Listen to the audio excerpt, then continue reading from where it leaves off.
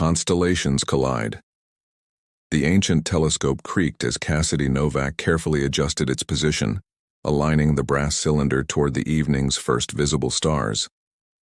The Stellar Observatory Café occupied the ground floor of a 19th-century astronomical tower, its walls adorned with vintage star charts and the ceiling painted with constellations that glowed softly in the dim lighting. "Closing in 15 minutes. Cass," called Marcus, the owner, as he wiped down the espresso machine. Cassidy nodded absently, too focused on tracking the movement of Jupiter through the eyepiece. At 26, she divided her time between her graduate studies in astronomy and working at this cafe that had become a sanctuary, a place where her passion for the stars could coexist with the practicalities of paying rent. The bell above the door jingled, and Cassidy reluctantly pulled away from the telescope. Her cousin Elise stumbled in, looking uncharacteristically disheveled. Elise's normally perfect blonde hair was pulled back in a messy ponytail, her complexion alarmingly pale. "You look terrible," Cassidy said, moving quickly to help Elise to a chair. "Thanks for the compliment," Elise managed weakly. "I feel worse than I look." Marcus brought over a cup of peppermint tea without being asked. "Flu season's hitting early this year." "It's not just any flu," Elise groaned. "It's the apocalypse in viral form, and it's chosen the worst possible timing." Cassidy sat across from her cousin, concerned. Elise worked as a public relations executive at Galactic Ventures, one of the leading private space technology firms in the country. She was always composed, always prepared. Seeing her this undone was alarming. "What's happening tonight that's so important?" Cassidy asked. "The Nova Gala," Elise said miserably. "The biggest networking event in space tech. Every major player will be there, including Adrian Dusk." Even Cassidy, who deliberately avoided the corporate side of astronomy, recognized that name. Adrian Dusk had transformed theoretical space exploration with his company, Nebula Innovations. His revolutionary propulsion systems and satellite technology had changed the field dramatically in just 5 years. "I've been cultivating this relationship for months," Elise continued. "Galactic Ventures is this close to signing a major partnership with Nebula. If I'm not there tonight, can't someone else from your team go?" Cassidy suggested. Elise shook her head, wincing at the movement. "Everyone's either out of town at the Tokyo conference or handling the Mars project launch. There's literally no one else." Cassidy handed her cousin a glass of water, watching as Elise fumbled with her purse, extracting an embossed invitation card. "Maybe you could just explain," Cassidy began. "Cass," Elise interrupted, her feverish eyes suddenly focused with alarming intensity. "I need you to go in my place." The tea Cassidy had been sipping nearly sprayed across the table. "What? That's insane. It's one night. All you have to do is make an appearance, exchange pleasantries, and maintain the connection." Elise's voice took on a pleading quality Cassidy had never heard before. "Nobody really knows me well at Nebula yet. We've mostly communicated by email and video calls. You could totally pull this off." "Elise, I'm a graduate student who spends her free time explaining constellations to couples on coffee dates." Cassidy gestured to her simple black dress and comfortable shoes, the cafe's unofficial uniform. "I wouldn't know the first thing about navigating a corporate gala." "But you know everything about astronomy, far more than I do," Elise argued. "That actually makes you more qualified to discuss their projects." When Cassidy didn't immediately respond, Elise played her trump card.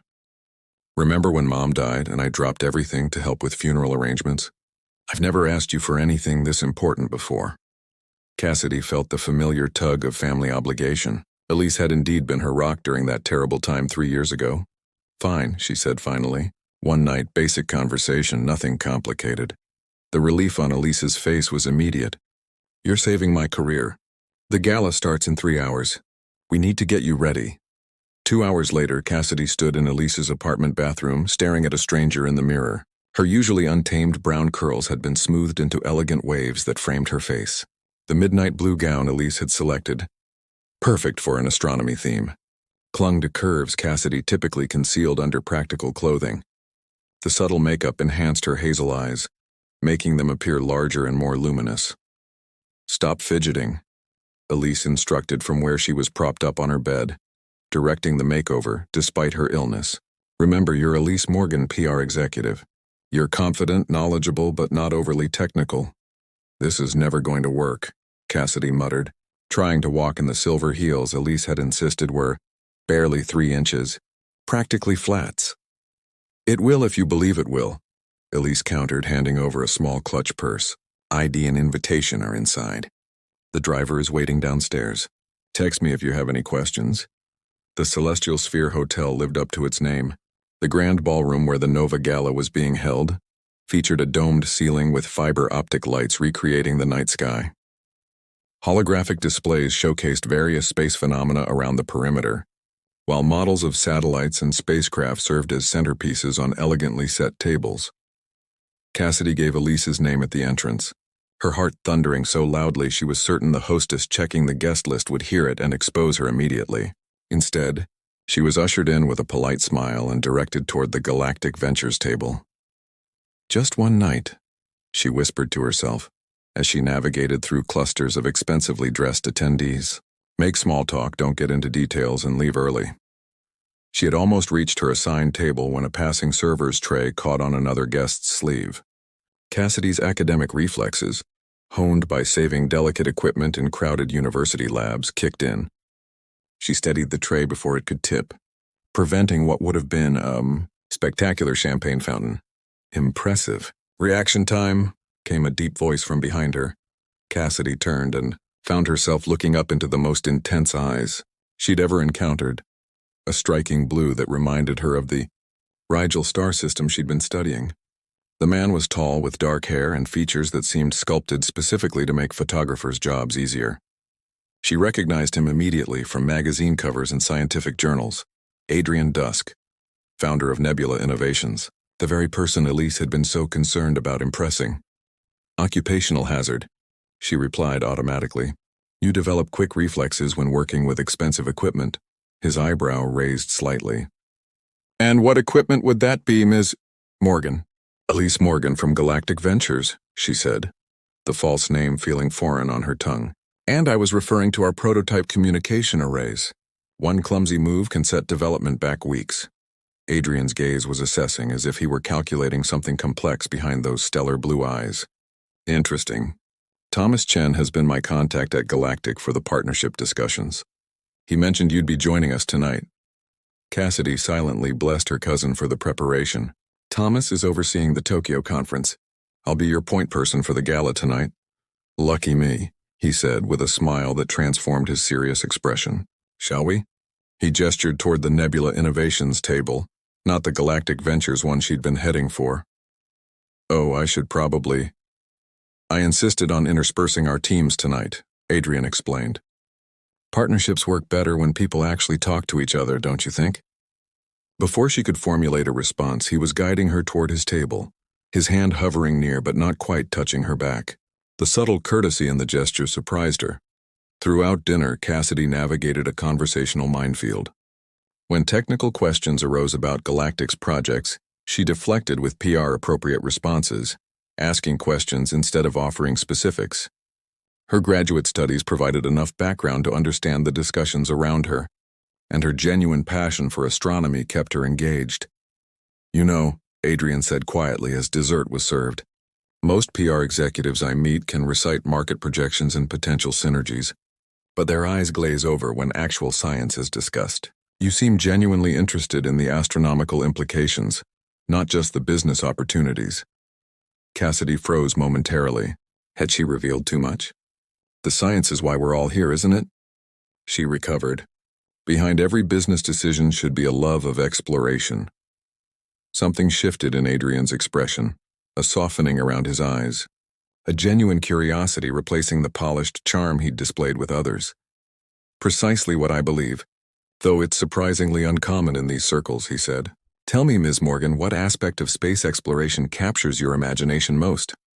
The question was a dangerous one, inviting the kind of passionate response that might expose her deception. But looking into eyes that seemed genuinely interested in her answer, Cassidy found herself responding truthfully. "The possibility of finding worlds like and unlike our own," she said. "Each exoplanet discovery is like opening a door to a place no human has ever seen. It's humbling and exhilarating simultaneously." Adrian studied her with new interest. You've just described exactly why I founded Nebula Innovations. He hesitated, then asked, would you be interested in seeing something few people outside my company have witnessed? What kind of something? Cassidy asked cautiously. The Perseid meteor shower reaches its peak tomorrow night, he explained. I have an observatory at my residence with equipment that can track and analyze the chemical composition of the meteors in real time. It's not officially launched yet, but it's fully functional. The astronomer in Cassidy nearly leapt at the opportunity, while the rational part of her brain screamed that extending this charade was madness. Just stargazing, Adrian added, perhaps misinterpreting her hesitation. With admittedly exceptional equipment. The sincerity in his voice, the genuine enthusiasm for the science rather than another networking opportunity, made the decision for her. I'd like that, she heard herself say, even as she mentally calculated how quickly she would need to confess her true identity before this single evening of impersonation spun completely out of control. What she couldn't possibly know was that Adrian Dusk had his own reasons for extending the invitation, reasons that went beyond professional courtesy or even the unexpected connection he felt with this unusual PR executive. The gala continued around them, a constellation of business interests and strategic alliances. But for that moment, two people who saw beauty in the cosmos had found unexpected alignment in their orbits. Gravity's pull. The following evening, Cassidy stood at the gates of Adrian's estate wondering if she'd lost her mind. She wore a simple navy dress, her own this time, and carried a small notebook. The security guard checked her ID, her real one. She couldn't risk using Elise's again, and waved her through with a comment that, Mr. Dusk is expecting you, Ms. Morgan. The house itself was modern and elegant, but what took Cassidy's breath away was the glass-domed observatory extending from the east wing. Inside, telescopes and monitoring equipment more advanced than anything she'd seen at university gleamed under subtle lighting. You came, Adrian said, appearing from behind a curved display panel. His casual attire, dark jeans and a simple button-down, made him seem more approachable than the corporate titan from the gala. How could I resist advanced astronomical equipment? Cassidy replied truthfully. She'd planned to confess immediately, but the words died in her throat when Adrian revealed the main attraction. This is what I wanted to show you, he said, activating a holographic projection system that filled the dome with a three-dimensional star map. It's mapping meteor trajectories in real time, calculating composition based on spectral analysis. This is revolutionary, Cassidy whispered. Professional ethics warring with astronomical fascination. This could change how we understand interstellar objects. Exactly, Adrian smiled, pleased by her genuine appreciation. But there's more. I've been developing technology to identify potentially habitable exoplanets more efficiently. He brought up another projection. This aligns perfectly with what you mentioned last night, discovering new worlds. The coincidence was too precise. You developed this because of our conversation? No, Adrian laughed. I've been working on it for years. But your enthusiasm, it reminded me why I started this work in the first place. As night deepened, they tracked meteors streaking across the sky, Adrian explaining his technology while Cassidy occasionally forgot to maintain her charade, slipping into technical astronomical terminology that no PR executive would know. You're remarkably knowledgeable, Adrian observed, handing her a cup of coffee. Most PR people I meet understand the market implications but not the actual science. Guilt twisted in Cassidy's stomach. I'm passionate about astronomy. I can tell, he said, his gaze lingering on her face. It's refreshing. When a particularly brilliant meteor streaked overhead, they both reached for the calibration controls, their hands brushing momentarily. The casual contact sent an unexpected warmth through Cassidy's arm. Sorry, they said simultaneously, then laughed. Cassidy, Adrian began, then stopped. I mean, Elise, I'd like to offer you access to this facility for a collaborative project. Your insights tonight have been valuable, and I think Galactic Ventures would benefit from this partnership. The opportunity was astronomical, both professionally and personally. Her graduate research could advance by years with this technology. I'd like that, she heard herself say, rationalizing that she could confess tomorrow after she'd had time to think through the implications. What she couldn't know was that Adrian had already noticed discrepancies in her knowledge and behavior, and had made a call to Galactic Ventures earlier that day, only to discover that Elise Morgan had been out sick. His invitation wasn't merely professional interest. He wanted to understand who this passionate astronomer really was, and why she was pretending to be someone else. Eclipse of truth. 3 weeks of collaboration had transformed Cassidy's research and complicated her life immeasurably.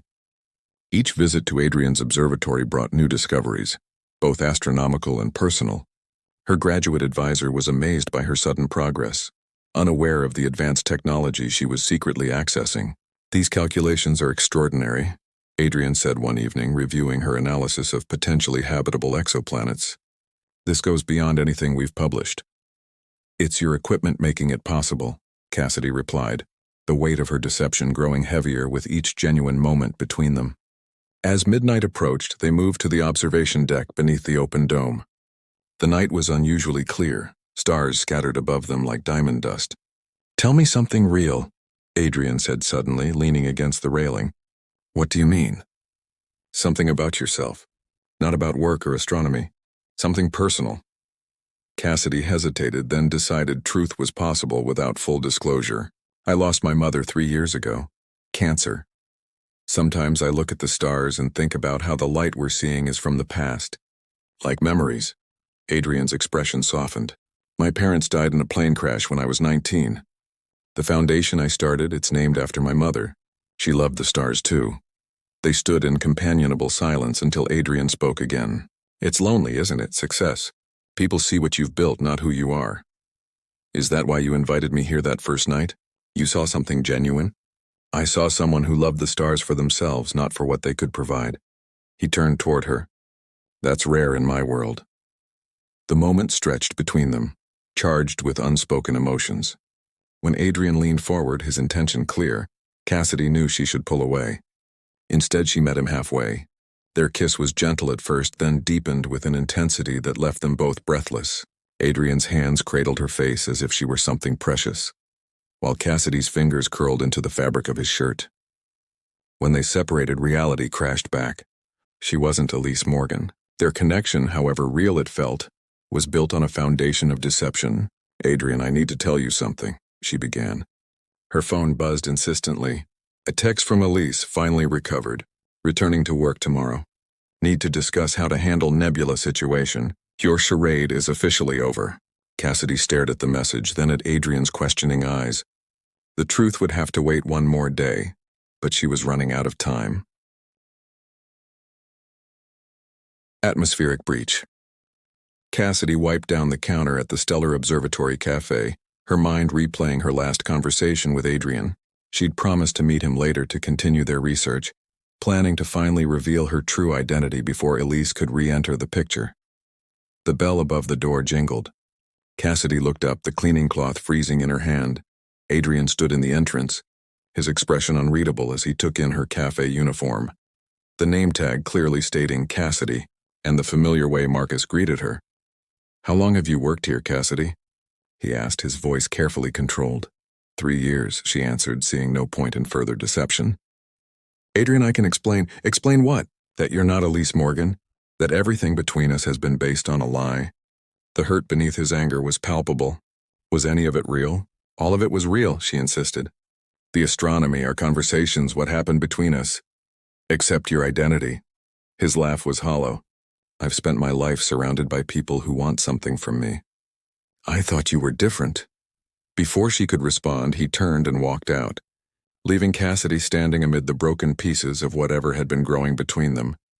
In the weeks that followed, Cassidy threw herself into completing her thesis, incorporating the insights from her work with Adrian, but careful to properly attribute Nebula innovations for the technology access. She didn't try to contact him again, respecting the boundaries his silence had established. When her professor informed her that her paper had generated significant interest in the scientific community for its innovative approach to exoplanet detection, Cassidy felt only a hollow ache where excitement should have been. "There's something else," her professor added. "Adrian Dusk specifically requested a copy of your complete research." Cassidy's heart stuttered. Did he say why? Only that the methodology showed promise. He recognized elements of his own technology being applied in ways he hadn't considered. That night, Cassidy stared at the stars from her apartment window, wondering if somewhere across the city, Adrian was looking at the same sky, still feeling the connection that had formed between them despite the deception that had broken it. Celestial alignment. The university auditorium was packed for the graduate symposium, where Cassidy would present her thesis. Her hands trembled slightly as she arranged her notes at the podium, scanning the audience out of habit. Her breath caught when she spotted him in the back row. Adrian Dusk, watching her intently as she began her presentation on new methods for identifying potentially habitable exoplanets. For the next 40 minutes, she lost herself in the science, explaining her research with clarity and passion. When she finished, the applause was enthusiastic, but she registered only Adrian's presence as he remained seated while others filed out. Finally, they were alone in the large room. "Your research is exceptional," he said, approaching the podium. "Particularly the algorithms for filtering atmospheric composition data." "Thank you," she replied, gathering her courage. "Adrian, I know an apology isn't enough." "Why did you do it?" he asked directly. "The truth this time."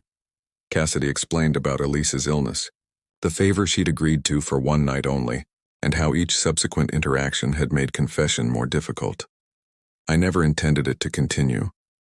But then you showed me your observatory and offered collaboration." She met his eyes directly. "The deception was wrong. But everything else, my passion for astronomy, my responses to your work, what happened between us, that was all real." Adrian was quiet for a long moment. "I've spent weeks being angry. Then I read your research, really read it, and realized something important." "What?" "That the person I connected with, the one who sees wonder in the stars and brings fresh perspective to the science, that person is real. She's you, Cassidy, not some fictional PR executive." He stepped closer. "I'd like to start over. Properly this time. No deceptions, no assumptions." "I'd like that too," Cassidy said softly. "I have another proposal," Adrian continued. "An educational initiative to bring advanced astronomical tools to underprivileged schools. Your teaching experience at the cafe and your scientific knowledge would be perfect for developing the program." "A professional collaboration?" Cassidy clarified. "To start," Adrian replied with the hint of a smile. "But I'm open to other possibilities developing naturally." Later that evening, they stood on the observation deck of his observatory, the stars spread above them like possibilities waiting to be discovered. Some astronomers believe that binary star systems, two stars orbiting a common center, begin as separate entities that gradually draw together through gravitational attraction. Adrian said quietly. "Are you comparing us to stars?" Cassidy asked, unable to suppress a smile. "I'm suggesting that some connections are powerful enough to overcome even the vast distances created by misunderstanding." When he reached for her hand this time, there were no secrets between them, only the honest gravity of two people discovering that sometimes the most unexpected orbits can lead to the most perfect alignment.